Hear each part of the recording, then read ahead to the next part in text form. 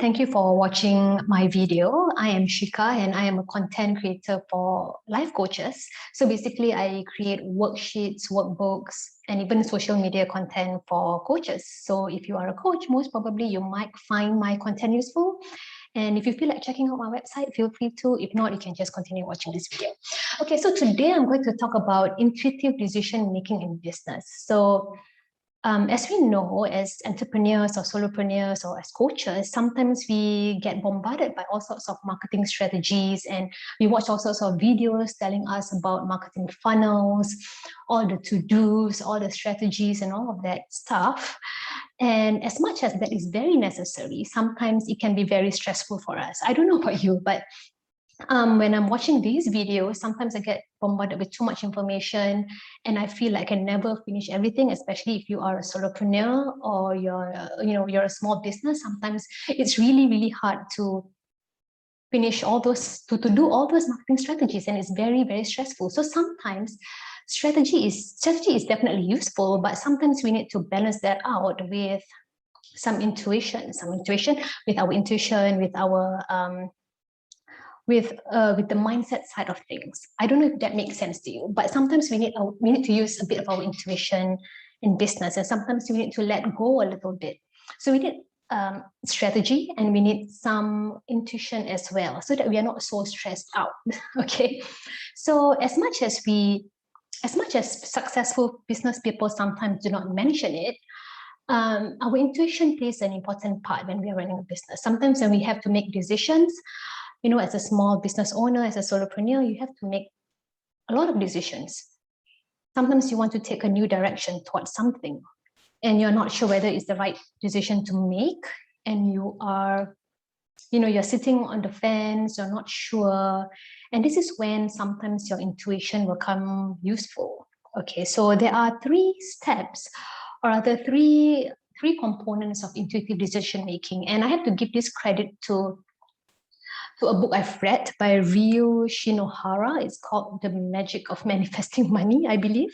Yeah, so that's where I'm going to credit this whole slide to. All right, so I just finished reading that book and I get so many insights from it about the mindset and the intuitive side of creating abundance or running a business, for example. All right, so without further ado, let's share this decision-making process that I learned from that book that I mentioned. Okay, so first of all, when we are making a decision, we have to employ this technique called the whole body yes technique. So when we want to make a decision, we have to make sure that our head, our heart, and our gut are aligned with it. So when we want to do something new or take a new step, we have to ensure that all parts of our being are in line with that decision. So if there is a certain part of you which is holding you back, or if it's resisting that decision you want to make, perhaps it's best for you to hold on first. All right, hold on first, and maybe look in a new direction where all of your senses or your whole body is whole body. You can say that, I guess, when your head, your heart, and gut are aligned with it. So look for a step or an action where your head, your heart, and gut are aligned, or you wait until all those three sections are aligned before you take a step towards a certain decision.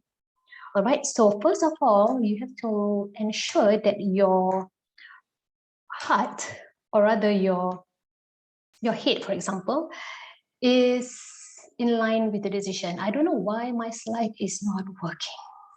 Okay, yes, you have to ensure that your mind, your head, your mind, the logic side of things is in line with this decision as well. So before we make a business decision, you have to ensure that it makes sense.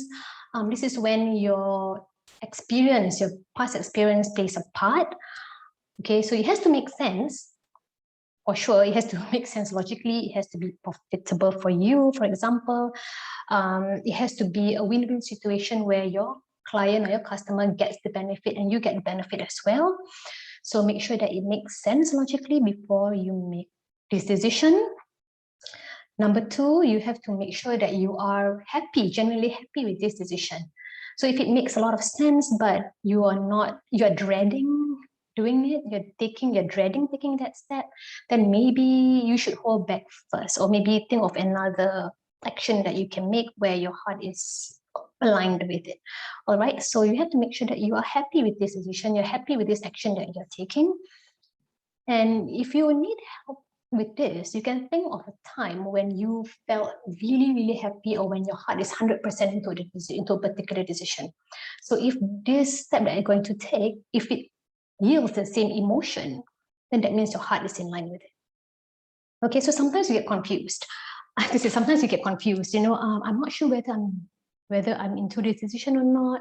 I'm not sure whether emotionally I like this decision or not. Well, think of a time when your heart is 100% into something, and see whether the same feelings occur within you about this new direction that you're going to take. Okay, so if logically it makes sense and your heart is very happy with this decision, we check in with our gut. Right, what does your intuition say? To me, this is the toughest part. The toughest part when it comes to making decisions. Sometimes I'm not sure whether my intuition is saying yes or not. Sometimes I'm not sure. So what we can do is, again, think of a time when your intuition tells you that something is the right thing for you to do, and see whether this decision that you're going to make evokes the same feeling. All right. There'll be many times in our lives where our intuition tells us, or we just know that something is the best decision for us. I'm sure you can think of many, or at least a few instances where your intuition tells you that, where you just know that something is the right decision. Okay. So before you take a new direction in your business, see whether your gut, or rather see whether you get the same kind of emotion, you get the same kind of feeling.